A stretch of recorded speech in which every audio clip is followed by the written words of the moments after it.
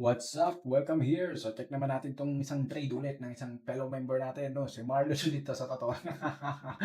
Sobrang ganda ng mga analysis niya. So sobrang easy to dissect, di ba? So kung ikaw, nag-aalala ka rin ng market structure or price action. So sobrang maganda tong trade niya dito na meron kang makukuha talaga kung paano yung pinaka naging decision making niya, paano niya binasa yung chart and everything. So let's see, no, kung ano nangyari. So sabi niya, evening TP, so second TP daw, no? Sa 30-minute time frame. So, kanina daw habang nagzo-Zoom, habang nagse-session kami kanina, no? So, dito sobrang ganda na ito. So, yung pinakang breakdown niya is, di ba, yung market structure, kapag ka downtrend, dapat series of lower highs and then lower lows. So, the moment hindi na siya na-follow, you can label that as inconsistency, di ba? And then, indicating na potential na mag-shift yung market ng direction. No? So, parang from, kagaya ng from downtrend, potential siya mag-shift, no? Pataas. Okay, so which naging decision making niya dito? So, inilabel niya yung structure, nakita niya generally, moving downtrend, di ba? So, nag-create siya ng continuously high, low, lower high, lower low, lower high, lower low. And then from here, nag-create siya ng inconsistency, which even high. No? So, ano yan?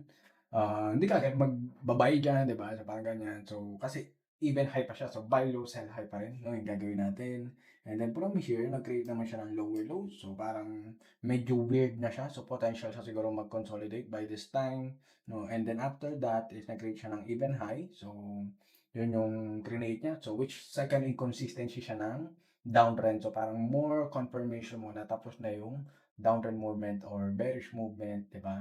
And then from here, nakita niya nag-create ng rejection, di ba? So parang ganyan. So nag-create siya ng rejection which forms yung higher low niya. Yun. So parang indicating na bullish pala, no? Yung market. So parang ganyan, no? So which in this case, so nag-enter siya dyan. So right after, nakakita siya ng rejection, no? And then, sobrang ganda nitong ano niya, itong placing ng SL just right below nitong higher low niya. And then meron naman siyang wall dyan na trend line. And then may wall siya na support. So para mas ma-confirm niya lalo, no? Yung mas ma-solidify niya yung idea niya na higher low to.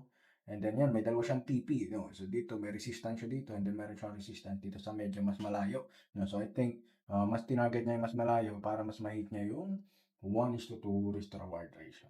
Okay, so yan. So sobrang gandang ano, sobrang gandang trade nito. So sobrang textbook example ng pag-read ng kung ano nangyayari sa chart and then nag-a-adapt ka kung ano yung binibigay sa'yo ng market. Okay? So, kumbaga hindi ka nanguhula. Binabasa mo talaga kung ano yung nangyayari sa kanya.